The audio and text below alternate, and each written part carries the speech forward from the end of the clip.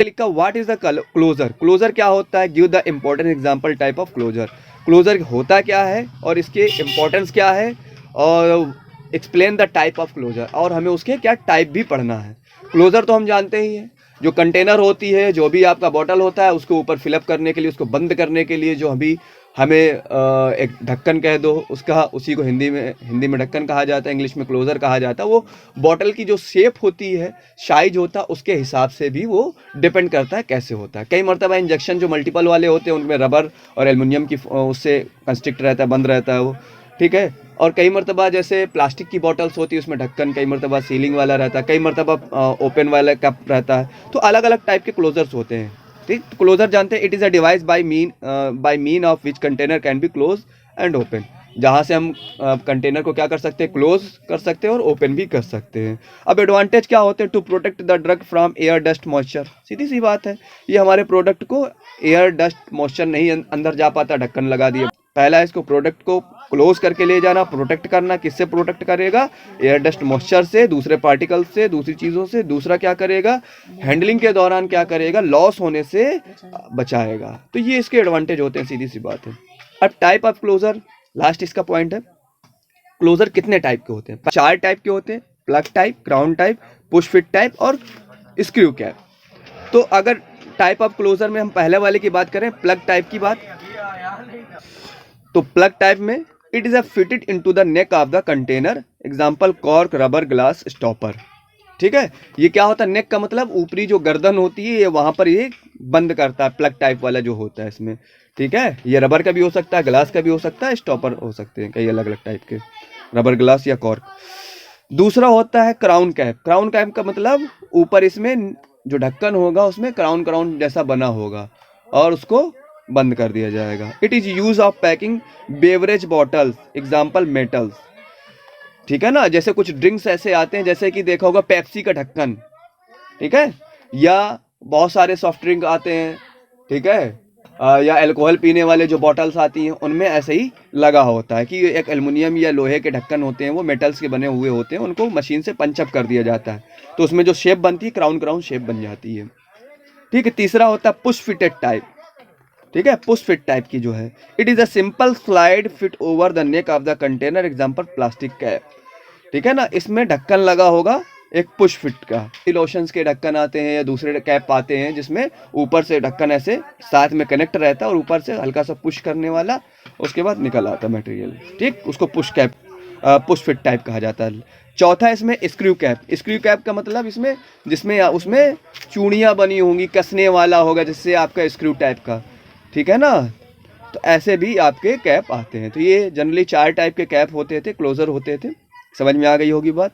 अब इसमें लिखा हुआ what are the ideal requirement of rubber closure, एक रबर क्लोजर की क्या अच्छी क्वालिटी होना चाहिए, क्या रिक्वायरमेंट होना चाहिए, ठीक। अब इसमें लिखा हुआ it must process the following properties. लिखा है पहला, it should B soft, soft होना चाहिए। It should B quite elastic, ठीक है, इलास्टिक नेचर का मतलब कि मतलब लचीला होना चाहिए, मतलब दबे और फिर वापस रिटर्न हो जाए, ठीक है। It should not absorb medicament, दवा को अपने अंदर एब्जॉर्ब नहीं करे। चौथा, it should not withstand temperature pressure of autoclave, autoclave king के दौरान ये कैसा टेम्परेचर के इसमें कोई भी इफेक्ट नहीं पड़ना चाहिए, इसमें उस पर टिका रहना चाहिए, ठीक है ना। It should B compatible with product, product के साथ कंपेटेबल होना चाहिए, मतलब उसके साथ इनकम्पेटिबिलिटीज का कोई रिएक्शन ना प्रोड्यूस कर दे। छठा, it should be comply with pharmacopoeial standards, जो एक फार्माकोपॉइल का मतलब एक समझ सकते हो, जो फार्माकोपिया का एक स्टैंडर्ड है अपने अलग अलग देश के हिसाब से, यूएसपी, आईपी, बीपी जो होते हैं उनके हिसाब से उसका स्टैंडर्ड होना चाहिए। It should be impermeable to moisture and air, air और मॉइस्चर को इम्परमिएबिलिटीज रखता हो, मतलब अंदर एंट्री ना देता हो, ठीक है। It should not release any substance in the product, ये आपके जो प्रोडक्ट बनाया है, आपने जो ड्रग्स बनाई है, जो उसका सॉल्यूशन है, कुछ भी है, उससे कोई भी प्रोडक्ट को रिलीज आउट नहीं होने देना चाहिए। तो ये इसकी प्रॉपर्टीज होती हैं एक अच्छे रबर क्लोजर की। अब आगे इसमें what are the various test use for rubber closure, कितने टाइप के टेस्ट हैं जो परफॉर्म किए जाते हैं रबर क्लोजर को टेस्ट करने के लिए, एवेल्यूशन करने के लिए। उसके फार्माकोपियल टेस्ट होते हैं, ऑफिशियल टेस्ट होते हैं, मतलब होते हैं 5 टाइप के टेस्ट थे। टेस्ट ऑफ पेनिट्रेबिलिटी, दूसरा एक्सट्रैक्टिव, तीसरा फ्रेगमेंटेशन, चौथा परमिएबिलिटी, पांचवा कंपेटेबिलिटी। पहला टेस्ट था पेनिट्रेशन।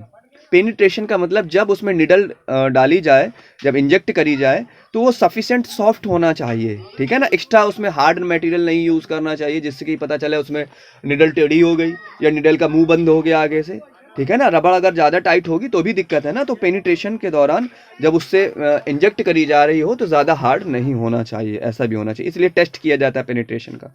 दूसरा एक्सट्रैक्टिव टेस्ट।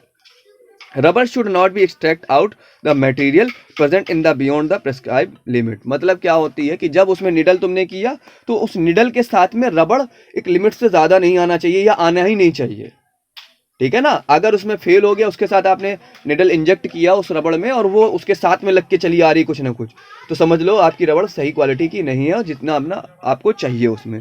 तीसरा होता है fragmentation test. Fragmentation due to penetration of hypodermic needle should be within the range. एक रेंज होना चाहिए, जो भी निडल होगी उसकी एक रेंज होती है स्पेसिफिक।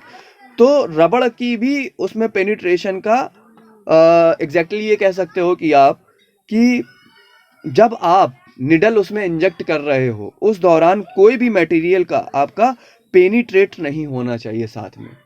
पता चला बगल से निडल किया और उसके अगल बगल से मटेरियल निकल आउट हो रहा है, ठीक है ना। उतने हिस्से को फ्रेगमेंट कर रखे, उसके रोक के रखे। चौथा है permeability test. It is a perform to test permeability of the rubber to the water vapours. Water के जो वेपर्स होते हैं उसके ज़रिए से इस टेस्ट को परफॉर्म किया जाता है, जिसमें उस पर आपके क्लोज़र में भर दिया गया और उसके वाटर के जो वेपर्स होंगे वो निकल ना पाए, रबर क्लोज़र को क्रॉस ना कर पाए। तो इसका मतलब रबर क्लोज़र आपकी अच्छी क्वालिटी की है, वो उसकी जितनी डिमांड है आपको उसको पैक करने के लिए वो आप सफिशिएंट है। पांचवा है कंपेटेबिलिटी टेस्ट।